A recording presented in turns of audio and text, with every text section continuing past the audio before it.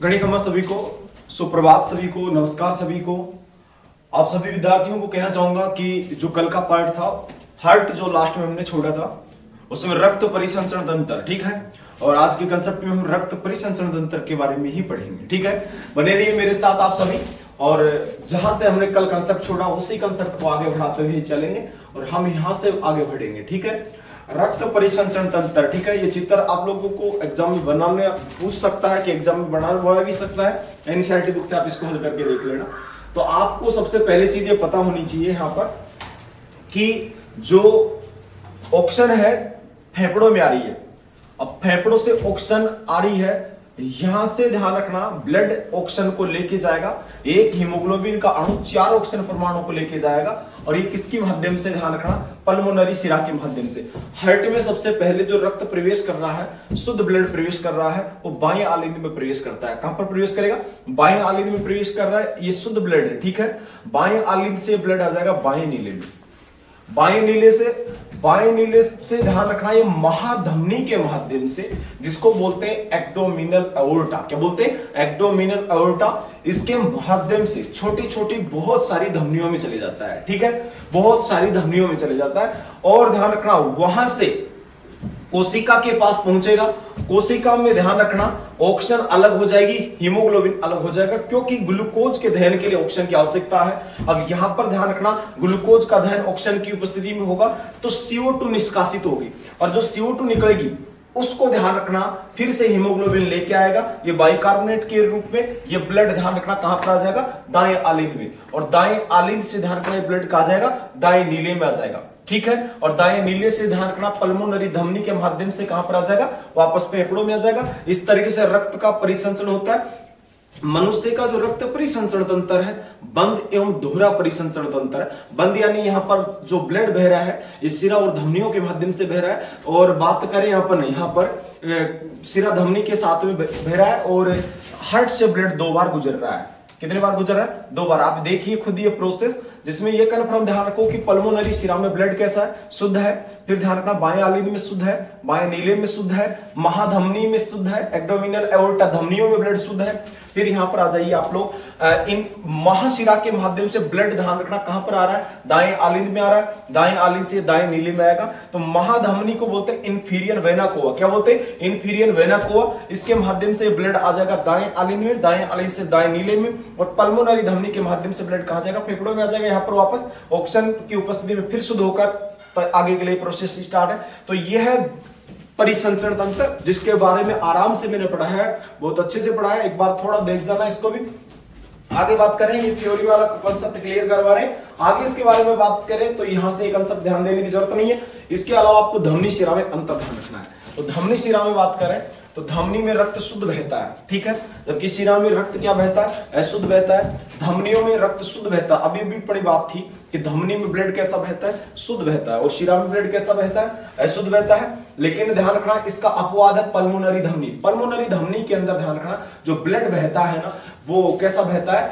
अशुद्ध ब्लड बहता है। जबकि धमनियां जितनी भी धमनियां हैं उन धमनियों में जो ब्लड बह रहा है वो कैसा बह रहा है? शुद्ध बह रहा है। जबकि पल्मोनरी धमनी के अंदर बात करें तो इसमें कैसा ब्लड बह रहा है? अशुद्ध ब्लड बह रहा है, ठीक है।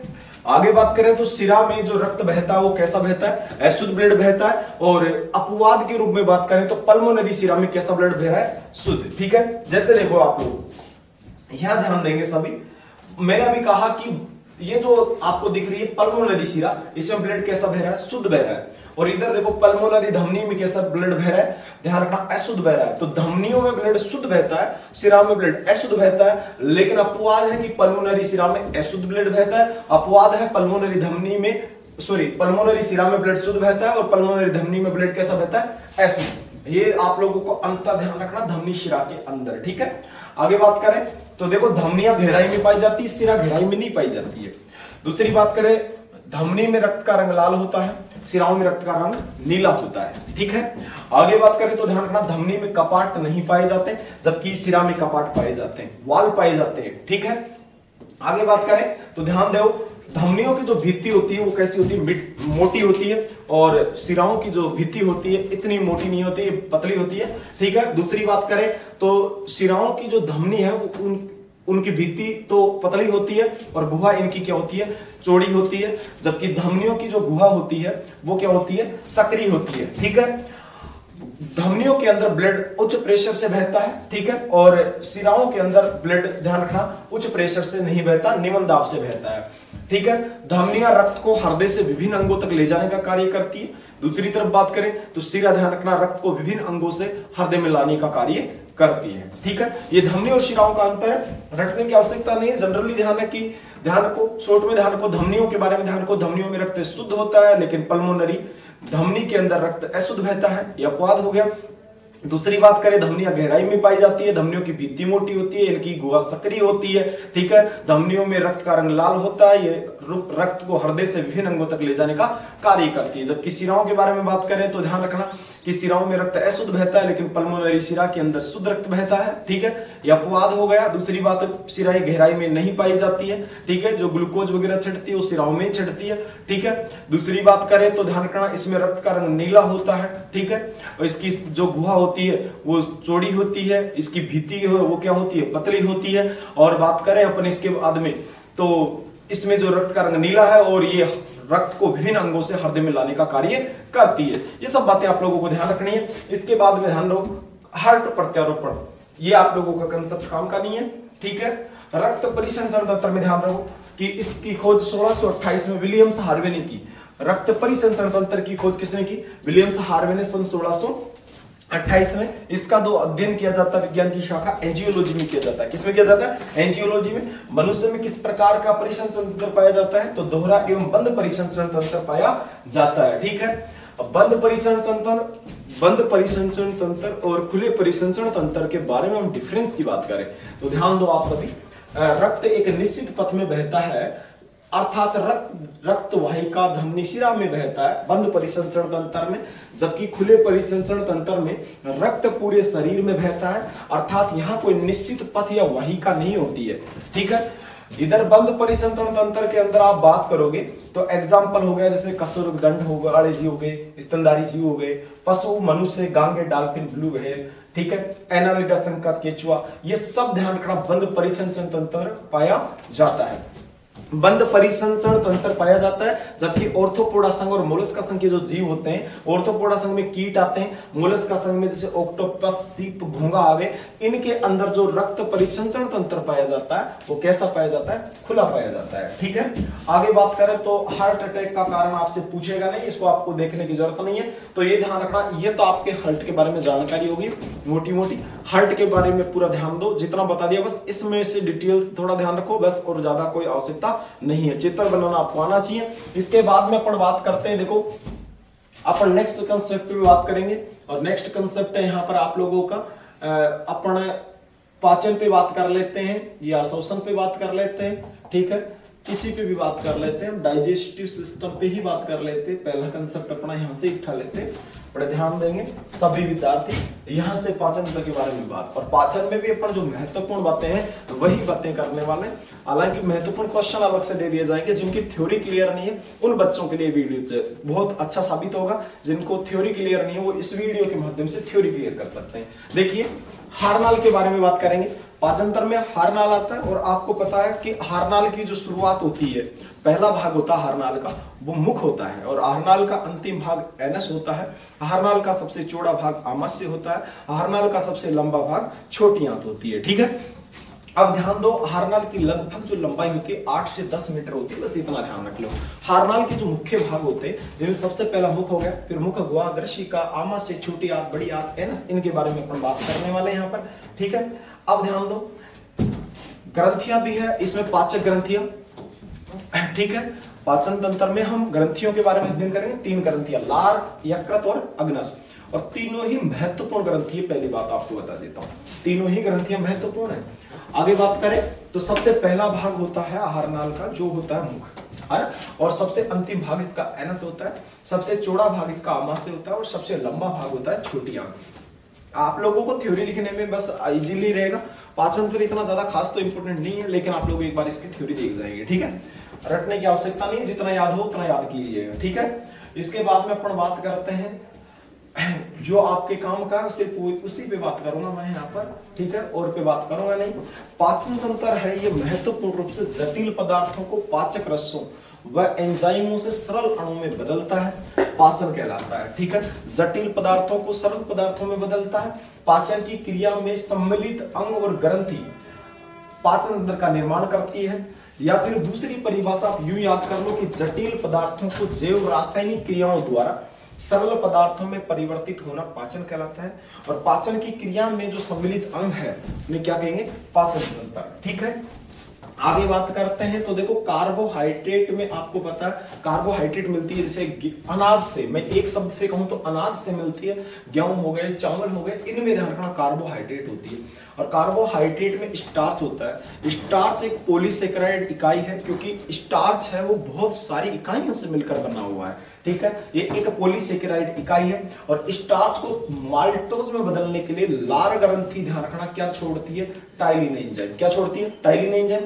तो स्टार्च माल्टोज एंजाइम में बदलता है, सॉरी स्टार्च माल्टोज में बदलता है तो ध्यान रखना टाइलिन एंजाइम की आवश्यकता पड़ती है। यहां से 2018 एग्जाम में क्वेश्चन पूछा हुआ है बोर्ड में कि टाइलिन एंजाइम किस ग्रंथि से स्रावित होता है, तो ये लार ग्रंथि से निकलता है। लार ग्रंथि को सिल्वरी ग्रंथि भी कहा जाता है, ठीक है। लार ग्रंथि से निकलने वाले रस को लाला रस कहा जाता है, ठीक है। आप भी कई बच्चों को याद होगा तो साथ साथ बोल, जब वीडियो देखें तो बोल बोल के प्रैक्टिस करें, ठीक है।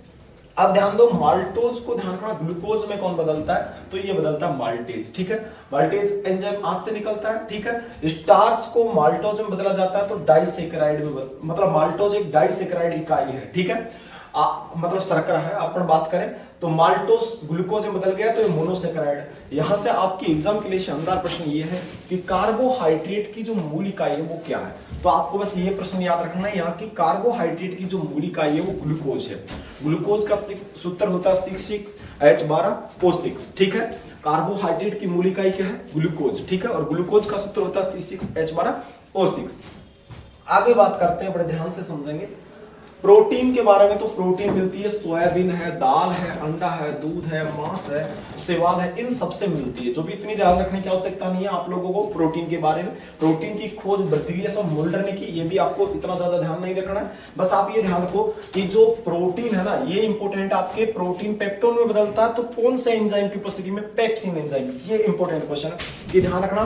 प्रोटीन है वो पेप्टोन में बदलता है तो पेप्सिन एंजाइम की उपस्थिति में। पेप्सिन एंजाइम निकलता कहां से, तो ये आमाशय से निकलता है। कहां से निकलता है, आमाशय से निकलता है। दूसरी बात करें तो ध्यान रखना पेप्टोन को पेप्टाइड में बदलता है ट्रिप्सिन एंजाइम। और ट्रिप्सिन एंजाइम कहां से निकलता है, ये अग्नाशय ग्रंथि से निकलता है, जिसको इंग्लिश में पेंक्रियाज ग्रंथि कहते हैं।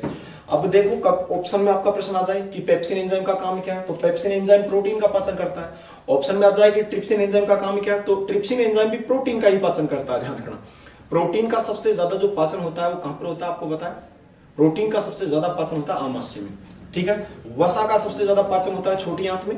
कार्बोहाइड्रेट का सबसे ज्यादा पाचन होता है मुख गुहा में। कहां पर होता है, मुख गुहा में। ध्यान रखना वसा के पाचन की शुरुआत होती है आमाशय से, ठीक है। प्रोटीन के पाचन की शुरुआत मुख गुहा से, ठीक है। प्रोटीन का सर्वाधिक पाचन आमाशय में, वसा के पाचन की शुरुआत आमाशय में, वसा का सर्वाधिक पाचन ध्यान रखना छोटी आंत में। कहां पर, छोटी आंत में। अब यहां से देखो पेप्सिन का भी काम क्या है, प्रोटीन का पाचन करना। ट्रिप्सिन का भी काम क्या है, प्रोटीन का पाचन करना। प्रोटीन को पेप्टोन में कौन बदलता है, पेप्सिन बदलता है। पेप्टोन को पेप्टाइड में कौन बदलता है, ट्रिप्सिन एंजाइम बदलता है, ठीक है। अब ये एक प्रश्न और ध्यान रखो यहाँ की प्रोटीन की जो मूल इकाई है ना वो क्या है, तो एमिनो अम्ल। यहां से ध्यान रखो कि प्रोटीन की जो मूल इकाई है वो कौन क्या है, एमिनो अम्ल। प्रोटीन की मूल इकाई क्या है, एमिनो अम्ल। आगे बात करते हैं, ध्यान रखना पाचन के भोजन के पाचन की प्रक्रिया 5 चरण में संपन्न होती है। शानदार प्रश्न है, ये भी आपके लेवल पे एनसीईआरटी बुक में सीधा सीधा दे रखा है। भोजन के पाचन की प्रक्रिया है वो 5 चरण में संपन्न होती है। कितने चरणों में, 5 चरणों में, जिसमें सबसे पहला चरण होता है अंतःग्रहण। कौन सा होता है, अंतःग्रहण।